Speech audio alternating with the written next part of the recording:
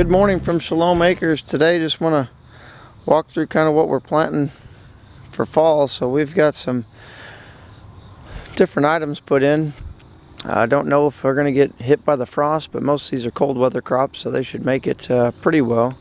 But you can see here we've lost most of our squash in this area. You can see the dead vines, but overall, when we had our earlier video how we cardboarded and hayed this whole area, it's really holding up good to to kind of keeping out the weeds. There is some Bermuda grass coming through in a few areas, like right down in here and some other stuff, but overall it's been really good for weed control. So we're excited. So we've got in this area, we've got some Brussels sprouts, some cabbage, and a little bit of broccoli. If you go over here, Luke's actually pulling some weeds. You can see this is actually all carrots. We're trying to just make sure that the carrots, you can see down in here, there's actually a lot of good carrot tops. So now we're just going to pull out the weeds, get that done today. We've got a pretty good fall area as far as, from here all the way down, as far as where the carrots are. Got a few tomatoes that are starting to bear some fruit again for the fall. So those of you that kind of get disgusted with tomatoes and don't leave them grow for a longer season, please leave them in all year, because once you start getting a little cooler weather, they'll start getting a lot of blooms back on them, and they will definitely start producing again. So you can just look and see, the tomatoes are starting to come back on and starting to get quite a few more blooms. So it's got a good chance yet of still getting some good canning tomatoes for the rest of the year, because we don't have as many tomatoes as we'd like. Right over here we've got some turnips, as far as some that we'll keep in the root cellar, and then some that'll be turnip greens. And if you come down here, we've got parsnips in this area, and then we have a couple different types of radishes. And then here's an area that we've had some rabbits that have been getting in here, which our dogs have not been doing a good job. So this is actually supposed to be spinach, but you can see that the rabbits, for some reason, that and the Swiss chard over here came up a little thin because I didn't plant it real thick, but boy, it has been decimated. And the weird thing also is the rabbits have been eating the tops of our potatoes, which has been disappointing because we put those in. We've been losing them. But right here's some additional broccoli. We've got some red cabbage and stuff down in here. But I'll show you our potatoes. They're coming up really thin. They're still coming up, but so here's kind of our potatoes that we did earlier in the summer. So they're starting to come in. But like I said, we started to get a lot of rabbits. I don't know why. And they're starting to eat the tops off of the potatoes, and they've been eating the tops off of the Swiss chard and the spinach. So I'll be back in a minute. Now here's our okra. It's still going strong. I mean, nice cool weather, or as it gets the cooler weather, it'll start slowing down a little bit, but it's definitely, we're feeling good about this. It's gonna allow us to do a lot more pickling, so we can have some good snacks through the winter. But I'll take you to another garden area where we're showing growing some other things, and then a few other items that we've put in. So thanks for staying with us. We definitely appreciate you watching, comments, and also sharing us on other social media. So thank you, and I hope you're having a wonderful day, and hopefully your fall garden experience has been as good as ours. So yes, you got to pick some weeds, but I don't know, as you can see, some of the areas that we've done this year with hay and other stuff, it really does cut down on your workload and your time messing with weeds. So we'll take you to the next area. Thanks. One other thing I just wanted to share was this is our peach tree that was growing up in the garden. You can see I came in here and I cut the top already out of it. I cut some of the lower branches off, and it's actually lost a lot of the leaves. But the thing I'm really excited about is I transplanted it. Definitely not the right time of the year. I transplanted it, it was about 100 degrees, but I was really worried that if I didn't get it out of the garden, it just continued to grow so much. I was worried that in the fall I was going to have a hard time, and I wanted it to get a good chance to establish roots yet this year before I just dug it up in the fall. And I know some of you are going to tell me that's wrong. I fully agree with you, but the one piece I wanted to say was it's been here now about 2.5 weeks, and it's actually, you know, the leaves aren't wilting anymore. Some of the new growth that was there kind of stopped, but now I'm actually starting to see new growth on it. So we are excited. We actually planted this in our chicken pen, mainly for one reason. It's just a very lush garden that we saw right off of the other side where our garden was at, and all that manure just continues to feed our garden. So we wanted to see how it would actually do for feeding a fruit tree.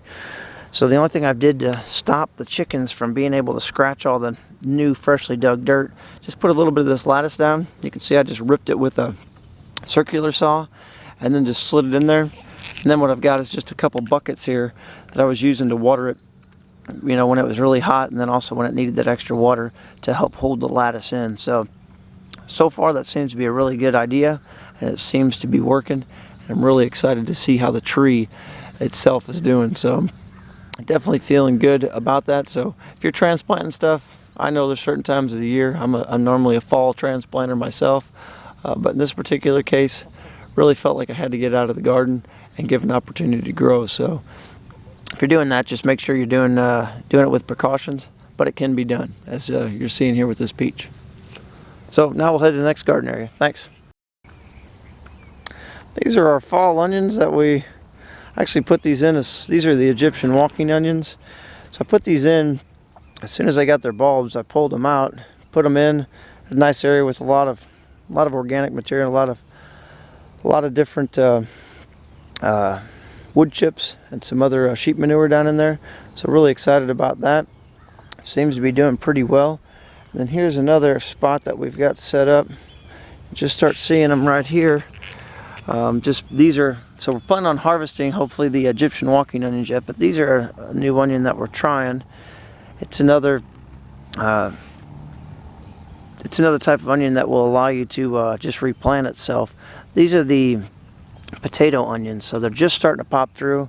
Got these sent to us from someone up in Canada, so we're excited about the opportunity to try them. But you can see there's just a couple of them starting to pop through. So the nice part about these are they come in the different colors, so you can get white, red, and yellow.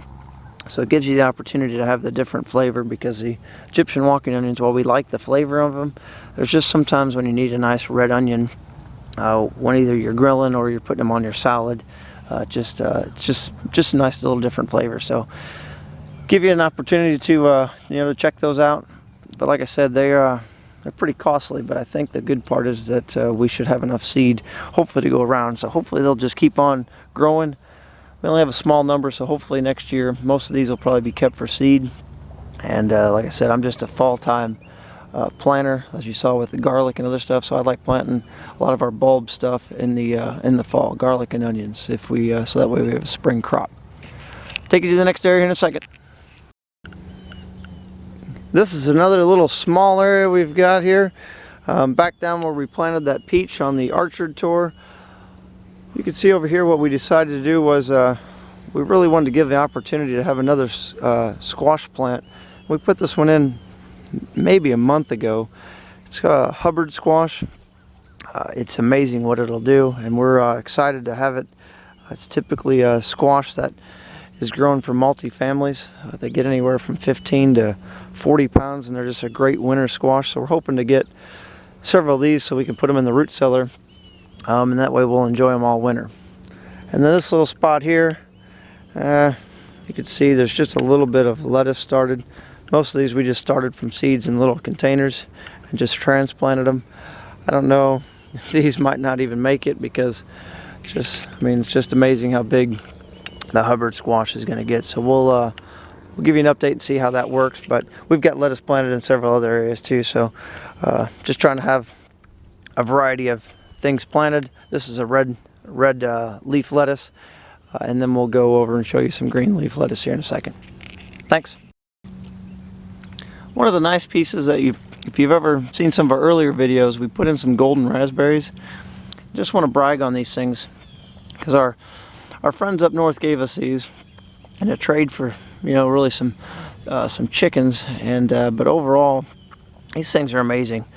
It's their really first year here on our property. Some of the canes were either the first year or the second year, and these things have been producing pretty much from about, I'd say, late May, early June, all the way through the season. So they did have one major bloom where they produced, but now they just continue to produce pretty much all the rest of the summer. So it's just been good. You can look over here and see there's some of them that are actually, you know, they're getting more blooms on them right now.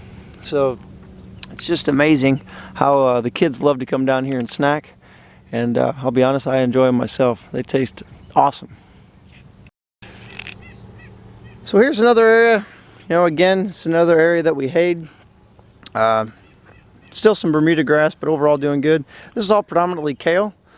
So we've got an heirloom kale, and then we've also got just I forget what the other variety was. I think it's just you know, just another leaf type kale. Then right here we put in one cucumber because we're hoping to have some fresh cucumbers to go with our salads and all the greens that we put in, because we did put in quite a bit of kale and then also lettuce. And this is, we'll talk about this maybe in a later video, but these are all the sweet potatoes along with you know, where we had the corn and other stuff. So we'll talk about this maybe in a later video as far as did we have success or not, and we'll also show our sweet potato harvest, because overall the sweet potatoes themselves, they're looking really good, but we did not have very much success with the corn. But we'll talk about that later. And then one other area we put in, we just had some more radishes and a little bit of cabbage in another spot. So other than that, that's really it. Hopefully you enjoyed our fall little garden tour, and again, like I said, hopefully you guys are enjoying your gardening experience. The weather's starting to turn a little cooler here. It's starting to just be great again being outside, not sweating all the time, and just really just feel like I'm connecting back again with the ground, and it doesn't feel like the workload doesn't feel as hard when it's not so hot. Hope you're experiencing the same thing. Shalom.